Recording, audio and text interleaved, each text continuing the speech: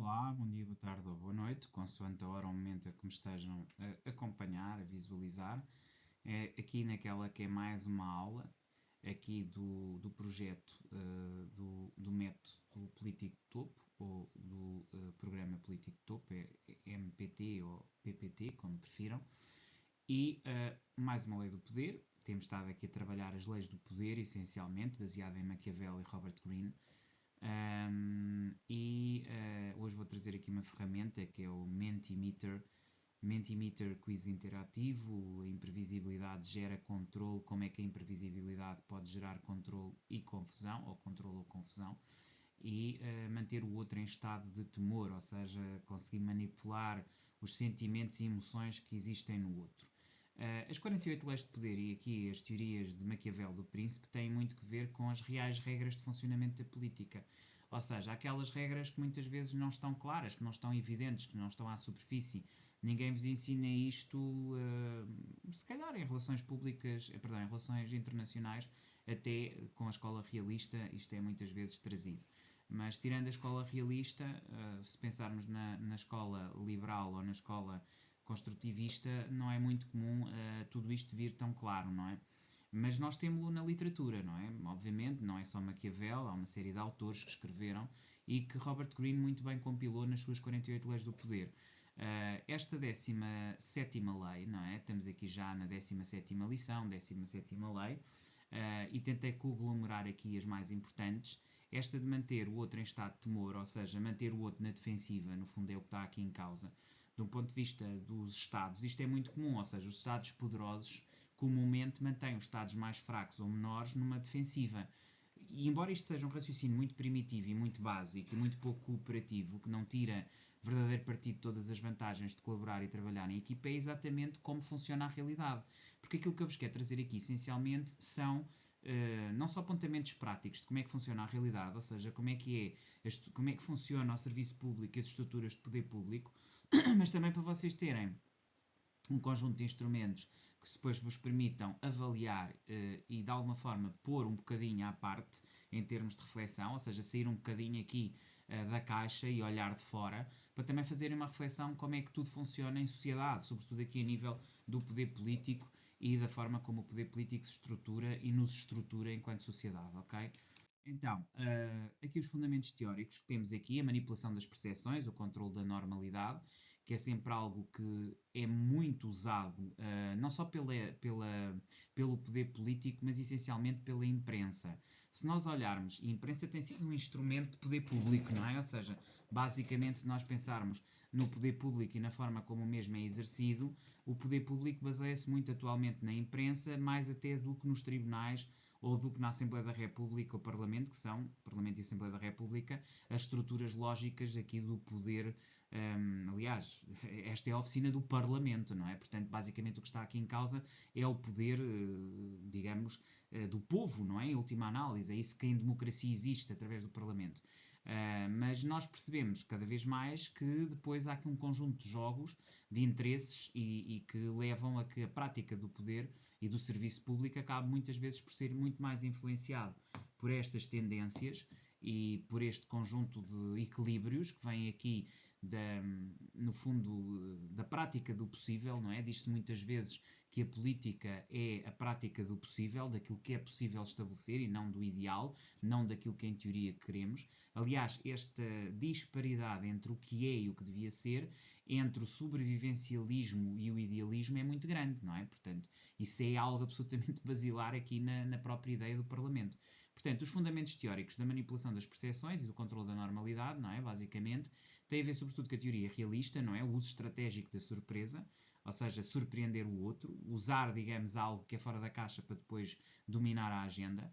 E Foucault traz-nos aqui também muito, e este autor aqui é importante, para além de Robert Greene e de Maquiavel, que vem logo a seguir, Foucault é aqui também importante acerca do poder da incerteza, de como é que manter os outros na incerteza ou trabalhar em incerteza acaba por ser aqui uma forma de controle de massas e de manipulação de realidades para depois chegar ao poder. Maquiavel fala muito em agir de forma imponderável, ou seja, algo que não é ponderável, que não é controlável, que não é visível, é algo que acaba por ser, ao mesmo tempo, surpreendente, mas uma base muito forte para se chegar àquilo que se quer. E, portanto, o imponderável, ou agir de forma imponderável ou imprevisível, é talvez uma das melhores formas de atuar dentro da política. Então, passamos aqui para as leis de poder e imprevisibilidade, e eu não podia deixar aqui de pensar, ainda antes de entrar aqui nas leis de poder que Robert Greene associa à imprevisibilidade. A lei 17, mantenha sempre em suspense, surpreenda aos outros, mantenha os outros com medo e temor, como diria Maquiavel.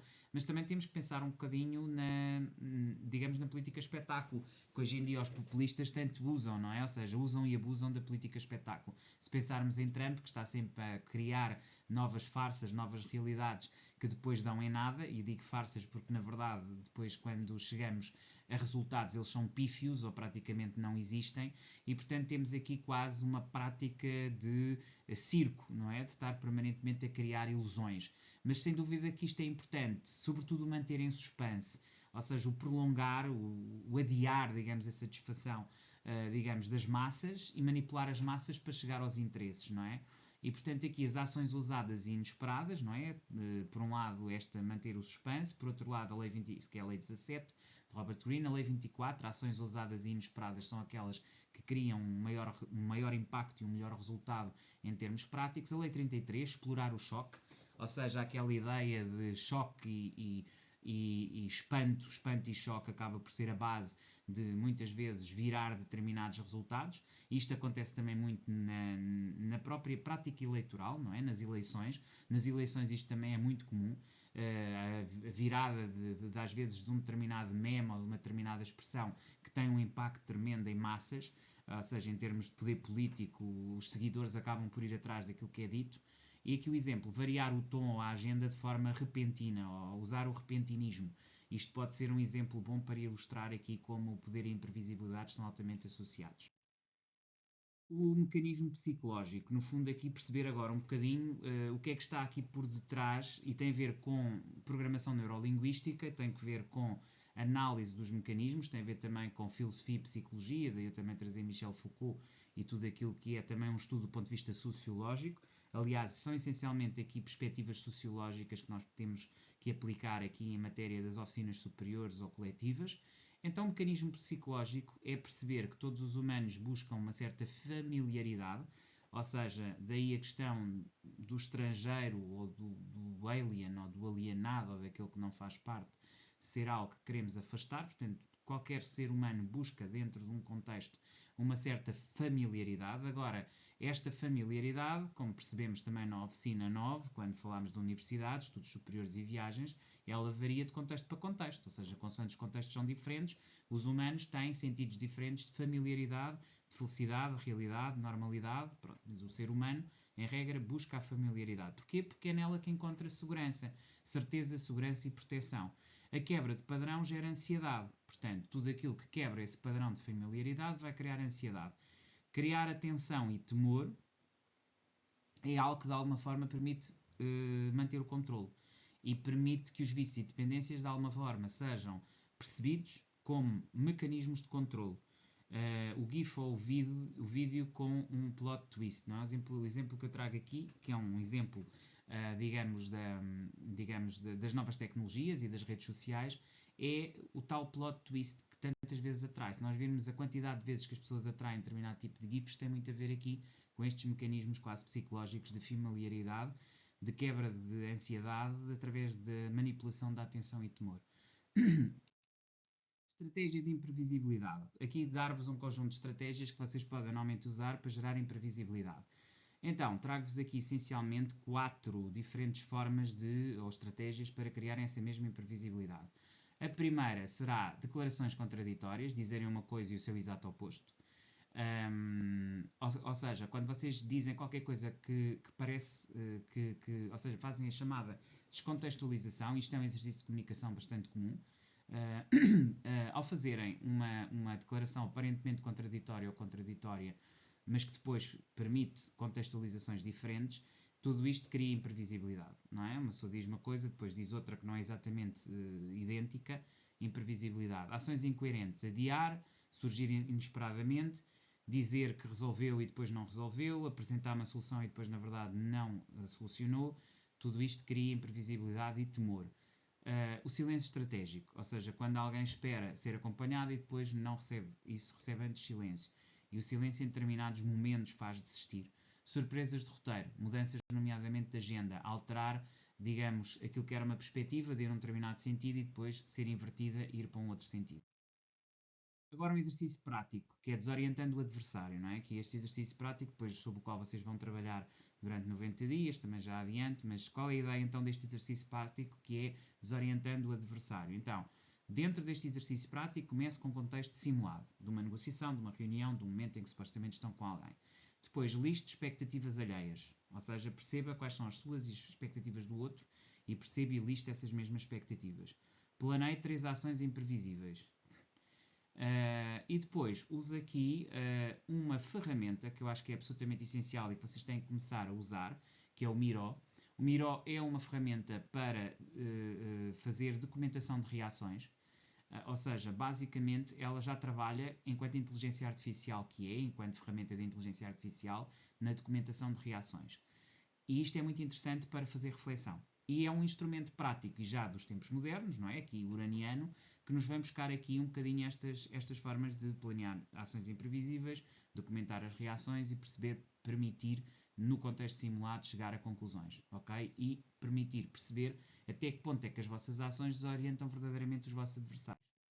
Reflexão que vocês têm que fazer acerca destes instrumentos, do Miro, destas técnicas ou desta técnica que eu trouxe hoje de criar o medo do outro através da imprevisibilidade.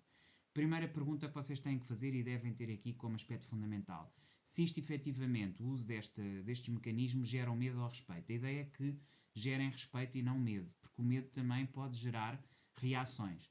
Imprevisibilidade virou irracionalidade, ou pelo contrário, existe uma agenda que está escondida e que é bastante coerente e vocês estão a chegar onde querem. O caso do Trump é evidente, ele está a chegar onde ele quer, não é? Em termos daquilo que é um fechamento do próprio país.